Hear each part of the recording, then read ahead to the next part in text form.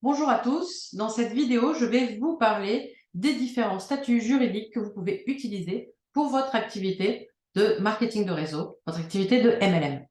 Mais avant de parler des statuts, je veux juste éclaircir quelque chose. En France, vous devez déclarer la totalité de vos revenus MLM et ce depuis le premier euro encaissé. En fait, il y a une sorte de confusion, je pense que c'est un malentendu avec un autre type de revenu. Pas mal de personnes me disent: «Oui, mais il paraît qu'on peut, ne pas déclarer jusqu'à 5 000 € par an de revenus». C'est faux. Cela ne s'applique pas du tout au marketing de réseau, cela ne s'applique pas en fait à une activité commerciale. Le marketing de réseau est une activité commerciale puisque l'acte de vente est récurrent et habituel et qu'il est à but lucratif. Voilà. Donc, si on fait du MLM, on déclare tous ses revenus et on les déclare avec un statut professionnel. Maintenant, pour les statuts professionnels, eh bien, le premier dont je vais vous parler, c'est le statut VDI. C'est le statut le plus connu. Il a été créé en 1993 et il a été créé spécifiquement pour le marketing de réseau. C'est-à-dire qu'en fait, on ne peut pas déclarer un autre type de revenu que celui du marketing de réseau avec ce statut-là. Et il a une particularité très spécifique, c'est qu'il est ce qu'on appelle un statut hybride. C'est-à-dire qu'il est à cheval entre le salariat et le professionnel.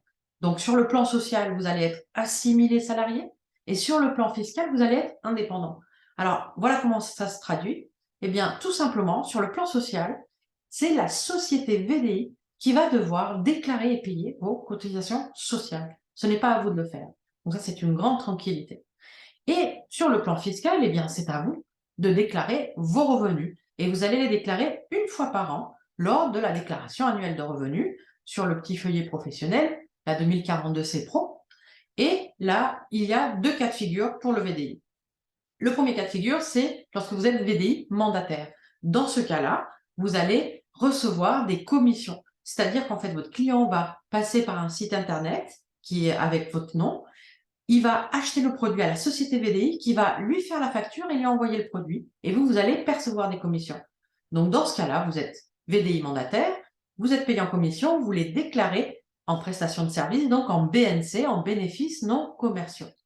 Et si vous êtes VDI acheteur-revendeur, dans ce cas-là, c'est le cas de figure où vous achetez du stock et vous revendez au détail au client. C'est donc vous qui faites la facture au client, c'est vous qui assurez la livraison au client. Et dans ce cas-là, vous déclarez vos marges en BIC, en bénéfices industriels et commerciaux. Alors, l'avantage de ce statut, vous l'avez compris, c'est que il est très simple. Vous n'avez qu'une déclaration à faire par an et vous pouvez vous concentrer sur le développement de votre activité. Par contre, il y a un inconvénient, c'est que vous ne pouvez déclarer que les revenus issus du marketing de réseau. Et aujourd'hui, lorsqu'on développe un MLM, lorsqu'on développe une activité en marketing de réseau ou relationnel, on le développe surtout sur Internet. On va utiliser les réseaux sociaux parce que ça marche très très bien. Et donc, on va très souvent percevoir d'autres types de revenus pendant notre prospection. Ça peut être des revenus issus d'affiliation de formation ou des revenus de coaching, des revenus liés à du parrainage bancaire.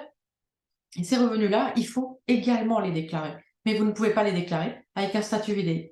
C'est pour ça que le deuxième statut, je le trouve beaucoup plus souple. C'est le statut de la micro-entreprise. Alors la micro-entreprise, par contre, il est à 100% indépendant. C'est-à-dire sur le plan social, vous êtes indépendant, sur le plan fiscal, vous êtes indépendant.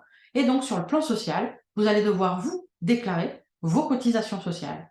Alors soit vous les déclarez mensuellement, soit au trimestre. Et ça, c'est quelque chose que vous pouvez choisir au départ. Quand vous créez votre micro-entreprise, vous choisissez si vous voulez faire vos déclarations chaque mois ou chaque trimestre. Alors moi, je vous conseille de les faire chaque mois parce que ça vous oblige du coup à suivre vos chiffres avec plus de régularité et donc à vous professionnaliser. Mais vous faites comme vous voulez.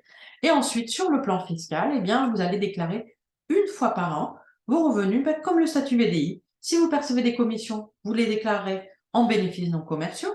Et si vous achetez du stock et que vous revendez à vos clients, eh bien, vous déclarez vos revenus en bénéfices industriels et commerciaux.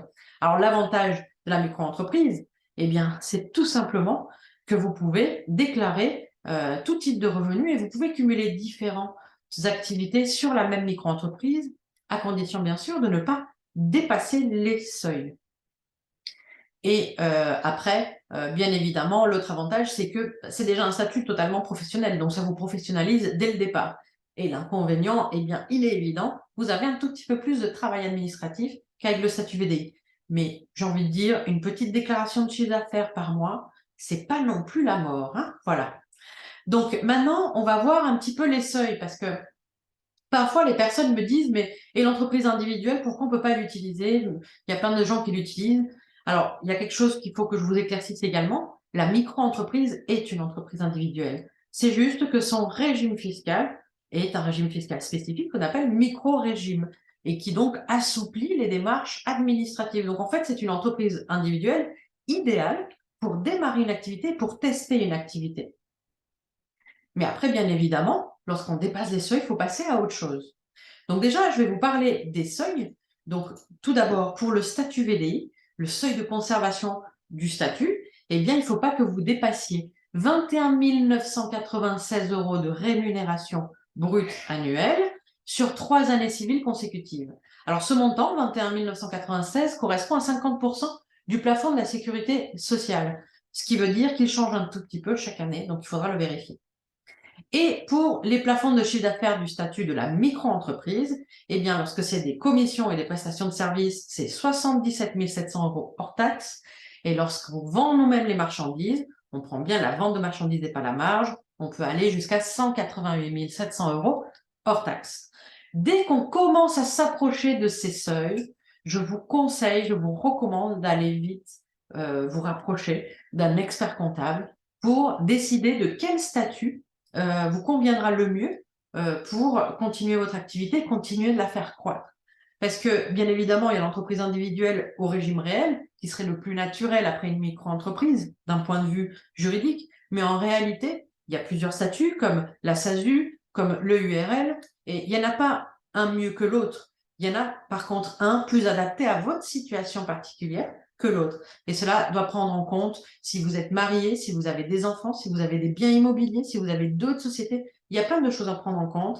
Et pour ça, il n'y a rien de mieux qu'un expert comptable pour pouvoir vous conseiller et vous faire vraiment du conseil sur mesure. Déjà, lui, il a le droit de le faire vraiment. Et puis, il a les compétences pour le faire. Donc voilà, je vais m'arrêter là, puisqu'on ne va pas détailler les différentes sociétés, comment elles fonctionnent. On va s'arrêter là. Et écoutez, j'espère que ça va vous aider au moins à démarrer votre activité. Et on se voit dans une prochaine vidéo. À très bientôt.